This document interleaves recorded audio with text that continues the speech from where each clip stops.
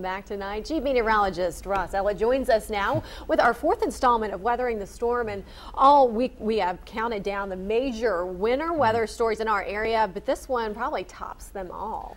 Probably by far, especially in some people's memories. The top winter weather story in our series is the worst weather disaster ever recorded in West Virginia. It created nearly $12.7 million in damage, but the personal experiences overshadow all of the numbers. 10 days before the accident, we had 40-some inches of snow.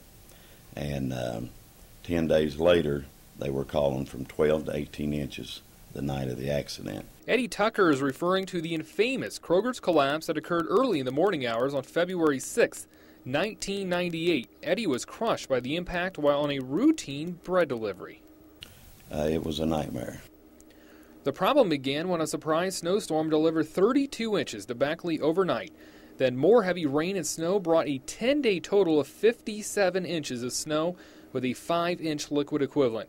This combination placed 26 pounds of weight on every square foot. Take this and multiply it by 60,000 square feet, and you end up with a hefty 1,560,000 pounds, or 780 tons, of snow on top of the Kroger's roof along Harper Road in Beckley. The weight was too much, and the roof came crashing down. I remember going, and finally, when I could get enough breath, I just said, Jesus, Jesus, Jesus. And when I said that, the emergency backup lights kicked on.